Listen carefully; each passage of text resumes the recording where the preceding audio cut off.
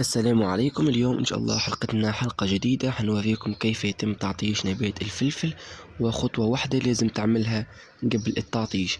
فطبعا قبل بداية حلقتنا أتمنى تعملوا اشتراك للقناة ولايك إذا عجبكم الفيديو، وتشاهدوا معنا الحلقة للنهاية.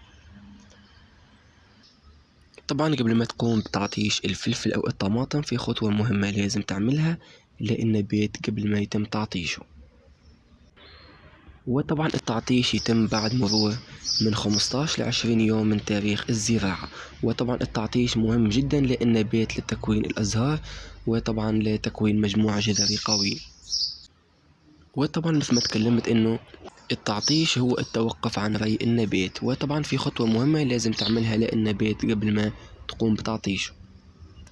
وطبعا الخطوة المهمة اللي لازم تعملها انك لازم تنتظم في ري النبات قبل ما يتم تعطيشه، لانه طبعا لو قمنا بري النبات وبعدها عطشناه ممكن النبات يفقد الماء، وبالتالي نحاول ان احنا نروي كل يومين او كل ثلاثة ويكون الري طبعا بالغمر حتى طبعا الجذور تتشبع بالماء. وبعدها لو احنا توقفنا عن الماء النبات حيصبح بالحاجة للماء، وبالتالي حيكون مجموعة جذري قوي.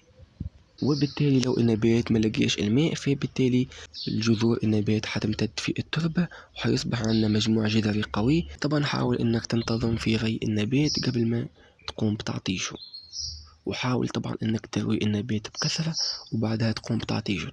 وطبعا بالنسبة لكيفية تعطيش النبات، طبعا على سبيل المثال اليوم روينا آخر رية وعدى طبعا 20 يوم أو 15 يوم، فحتقوم بتعطيشه مباشرة من اليوم التالي، وحتستنى من 10 أيام ل20 يوم على حسب حالة النبات، وبعدها إن شاء الله تقوم بري النبات.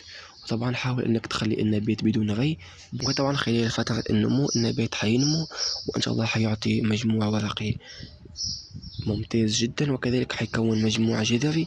وطبعا ما تخافش على النبات من الموت، لانه طبعا التعطيش شيء طبيعي جدا وكل الفلاحين بيعتمدوا خلال هذه المرحلة.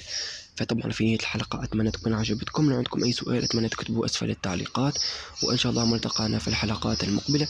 وشكرا والسلام عليكم ورحمة الله تعالى وبركاته.